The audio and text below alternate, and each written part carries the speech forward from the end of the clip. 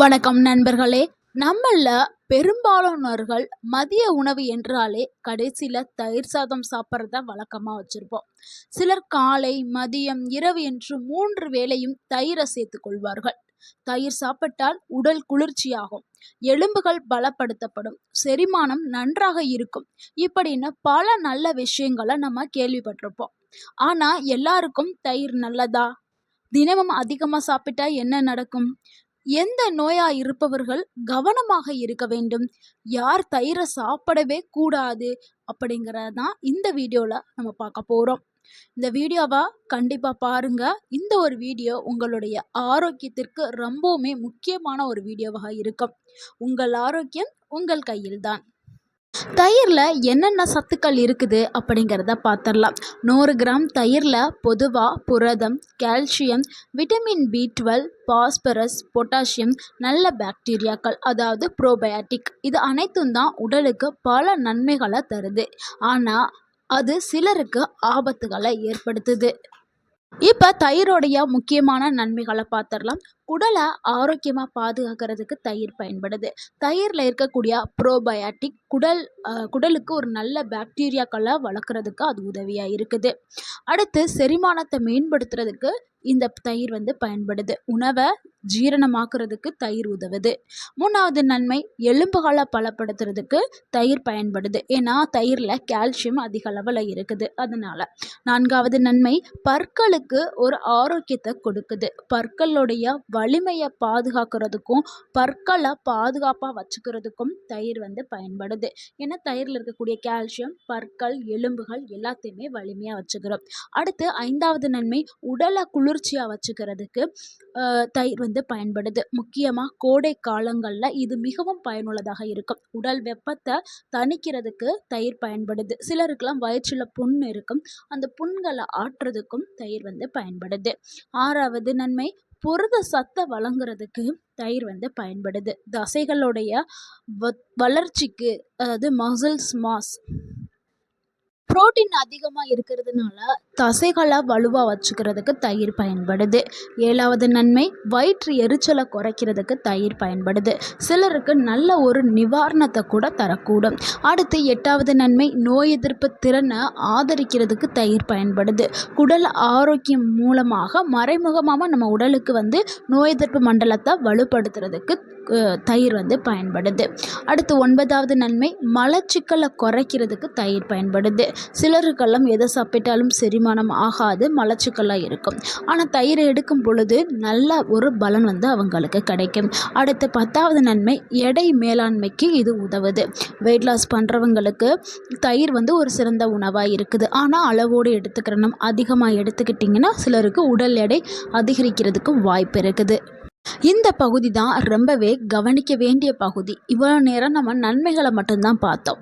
ஆனால் இப்போ பார்க்க போகிறது ரொம்ப ரொம்ப முக்கியம். பலரும் அறியாத உண்மை என்றால், தயிர் தவறான நேரத்திலேயோ இல்லை அதிகமாக சாப்பிட்டால் சில பிரச்சனைகள் ஏற்படுத்தும். அதில் பார்க்கக்கூடிய பக்க விளைவு என்னென்னா, சளி மற்றும் மூக்கடைப்பு அதிகமாகும். சிலருக்கு தயிர் சாப்பிட்ட பிறகு சளி, மூக்கடைப்பு, தொண்டை எரிச்சல் போன்றவை அதிகமாகும். குறிப்பாக இரவில் குளிர்ந்த தயிர் சாப்பிடுபவர்கள் கவனமாக எடுக்க வேண்டும். இல்லைன்னா சளி, இருமல் பிடிக்கும். முடிந்த அளவுக்கு இரவில் எடுக்கிறத தவிர்க்கலாம். அடுத்து 2வது பக்க விளைவு என்னென்னா, லாக்டோஸ் ஒவ்வாமை தாங்க. பால் சார்ந்த பொருட்கள் சிலருக்கு சாப்பிட்டா ஒவ்வாமையை ஏற்படுத்தும். இதனால் அவங்களுக்கு என்ன பிரச்சனை ஆகும்னா, வயிற்று வலி, வயிற்றுப்போக்கு, வாய்வு தொல்லை, உப்பசம் இந்த மாதிரி ஏற்படும். அடுத்து 3வது பக்க விளைவு, சைனஸ் பிரச்சனை ரொம்பவுமே மோசமாகும். நீண்ட நாட்களாக சைனஸ், ஒவ்வாமை, சளி இருக்கிறவங்களுக்கு சில நேரங்களில் கடுமையான பாதிப்பு கூட ஏற்பட ஆரம்பிக்கும். அடுத்து 4வது பக்க விளைவு, மூட்டு வலியை அதிகப்படுத்துறதுக்கு தயிர் ஒரு காரணமாக இருக்குது. சிலருக்கு முழங்கால் வலி, மூட்டுகளில் வீக்கம் இருக்கும். தயிர் அதிகமாக சாப்பிட்டால் சிலருக்கு மூட்டு வலியை ஏற்படுத்துறதுக்கு வாய்ப்பு அதிகமாக இருக்குது. இது எல்லாருக்கும் பொருந்தாதுங்க. சில சிலருக்கு இது பொருந்தும், சிலருக்கு பொருந்தாது. அடுத்த 5வது பக்க விளைவு என்னமா, அதிக கொழுப்பு தாங்க. தயிர் உடல் எடையை அதிக அளவில் தயிர் அது கூட சர்க்கரையும் சேர்த்து எடுக்கும்போது உடல் எடை அதிகரிக்கிறதுக்கு வாய்ப்பு அதிகமாகவே இருக்குது. அடுத்து 6வது பக்க விளைவு, அமிலத்தன்மை பிரச்சனை இருக்கிறவங்களுக்கு ஆசிட் ரிஃப்ளெக்ஷன், நெஞ்செரிச்சல் இது எல்லாமே வரும். அதிகமாக தயிர் சாப்பிடும்போது பல பிரச்சனைகள் ஏற்படும். அடுத்து 7வது பக்க விளைவு, இரவில் அதிகமாக தயிர் சாப்பிட்றது. இரவு நேரத்தில் அதிக அளவில் தயிர் சாப்பிடும்போது சிலருக்கு செரிமான பிரச்சனை, வயிறு உப்பசம், சளி போன்ற பிரச்சனைகள் ஏற்படலாம். ஸோ இது எல்லாமே பக்க விளைவுகள். இப்போ தயிரை யாரெல்லாம் சாப்பிடக்கூடாது, சாப்பிட்டால் அவங்களுக்கு ஆபத்தாக மாறதுக்கு வாய்ப்பு இருக்குது அப்படிங்கிறத பார்த்துடலாம். முதலாவது லாக்டோஸ் ஒவ்வாமை இருக்கிறவங்க, அவங்க தயிரை எடுக்கவே கூடாதுங்க. எடுக்கிறத தவிர்க்கிறது ரொம்ப ரொம்ப நல்லது. அடுத்து அடிக்கடி சளி பிடிப்பவர்கள் தவிர்க்கிறது ரொம்பவே நல்லது. சைனஸ் நோயாளிகள் அவங்களும் தவிர்க்கிறது ரொம்பவே நல்லது. அடுத்து 4வது செரிமான பிரச்சனை இருக்கிறவங்க, இது நிறைய குழந்தைகளுக்கு இது ஏற்படும் செரிமான பிரச்சனை. அதே மாதிரி வயதானவர்களுக்கும் அவங்க தயிரை தவிர்க்கிறது ரொம்பவே நல்லது. அப்படி நீங்கள் தயிரை கொடுக்குறா இருந்தால் தாளித்து தான் கொடுக்கணும். அடுத்து 5வது சிறுநீரக நோயாளிகள், இவங்க கண்டிப்பாக தவிர்க்கணுங்க. அப்படி நீங்கள் எடுக்கிறதா இருந்தால் நீங்கள் உங்களுடைய மருத்துவர்கிட்ட போய் உங்கள் உடல்நிலையை காமிச்சு ஆலோசனை பெற்றுட்டு எடுக்கிறது ரொம்பவுமே அவசியமான ஒன்று. தயிரை சரியாக சாப்பிடும் முறையை பார்க்கலாம். காலையில் தயிர் சாப்பிட்றது ரொம்பவுமே சிறந்தது. அதை விட்டால் மதியானம் மிக மிக சிறப்பு. இரவில் தவிர்க்கிறது ரொம்பவே நல்லது. தவிர்க்க முடியாத சூழ்நிலைக்கு சிறிதளவு வேணால் பயன்படுத்தலாம். தயிருடன் சேர்த்து சாப்பிட வேண்டிய நல்ல உணவுகளாக பார்க்கலாம். தயிர் சாப்பிடும்போது ஜீரகம், வெள்ளரிக்காய், கேரட், புதினா, கொத்தமல்லி, சிறிதளவு மிளகு இது எல்லாமே சேர்த்து சாப்பிடுங்க. அப்போ தான் உங்கள் உடலுக்கு நல்ல ஒரு செரிமானமும் ஏற்படும், உடல் ஆரோக்கியமாக்கப்படும். தயிரில் தவிர்க்க வேண்டிய விஷயம் என்னென்னா, தயிரில் அதிகமாக சர்க்கரை சேர்த்து சாப்பிட்றது, அதிக அளவில் உப்பு சேர்க்குறது, மிக குளிர்ந்த தயிரை சாப்பிட்றது இதெல்லாம் கண்டிப்பாக தவிர்க்கணும். அதே மாதிரி அதிக எண்ணெய் உணவுகளோடு சேர்த்து தயிரை சாப்பிட்றது அதையும் தவிர்க்கணும். நிறையா சிக்கன், மட்டன், மீனெல்லாம் மீன் பொரித்து அது கூட தயிர் சாப்பிட்றது இதெல்லாம் தவிர்க்கணும். ஏன்னா இதெல்லாம் பல பிரச்சனைகளை ஏற்படுத்தும். ஸோ இதெல்லாம் ஒரு தவறான சேர்க்கை.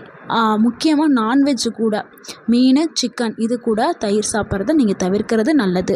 அடுத்து மக்கள் செய்யக்கூடிய ஒரு பொதுவான தவறை பார்க்கலாம். நிறைய பேர் என்ன பண்ணுறாங்கன்னா, சூடான சாதத்தில் தயிரை போட்டு சாப்பிட்றாங்க. அந்த மாதிரி ஒருபோதும் சாப்பிடாதீங்க.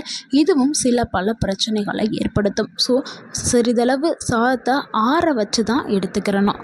கொஞ்ச நேரமாவது ஆற விட்டுட்டு அதுக்கப்புறம் தயிர் சேர்த்து சாப்பிடுங்க. தயிர் வாங்கும்போது கவனிக்க வேண்டிய விஷயங்களை பார்க்கலாம். எப்போவுமே தயிர் வாங்கும்போது மேனுஃபேக்சரிங் எக்ஸ்பைரி டேட் பார்த்து வாங்குங்க. முடிஞ்ச அளவு பாதுகாப்பான தயிரை உட்கொள்கிறது ரொம்பவே நல்லது. இப்போ ஒரு நாளைக்கு எவ்வளவு தயிர் சாப்பிட்லாம் அப்படிங்கிறத பார்த்துடலாம். பொதுவாக 1 முதல் 2 கிண்ணம் வரைக்கும் சாப்பிட்லாம். அதுக்கு மேலே சாப்பிட வேண்டாம். அதுக்கு மேலே சாப்பிட்டால் ஆபத்துகளை ஏற்படுத்தும். நண்பர்களே, தயிருங்கிறது ஒரு அற்புதமான உணவு என்பதில் சந்தேகமே இல்லை. ஆனால் எந்த உணவாக இருந்தாலும் அளவுக்கு மீறினால் அது அமிர்தமாக இருந்தாலும் நஞ்சாக்கப்படும். அதே மாதிரி தான் தயிரும். அதே மாதிரி எல்லாருக்கும் நல்ல உணவு அப்படின்னு சொல்ல முடியாது. சில உடல்நலை பிரச்சனை இருக்கிறவங்களுக்கு இது ஆபத்தை ஏற்படுத்தும். அதையும் நீங்கள் பார்த்துருப்பீங்க. ஸோ இந்த வீடியோ உங்களுக்கு பயனுள்ளதாக இருந்திருந்தால் இந்த வீடியோக்கு ஒரு லைக் பண்ணுங்கள். உங்களுடைய ஃப்ரெண்ட்ஸ் அண்ட் ஃபேமிலிக்கு ஷேர் பண்ணுங்கள். மறக்காமல் நம்ம சேனலை சப்ஸ்கிரைப் பண்ணுங்கள், சப்போர்ட் பண்ணுங்கள், கமெண்ட் பண்ணுங்கள். தேங்க்யூ ஃபார் வாட்சிங் அண்ட் வாழ்க வளமுடன். உங்கள் ஆரோக்கியம் உங்கள் கையில் தான். நன்றி, வணக்கம்.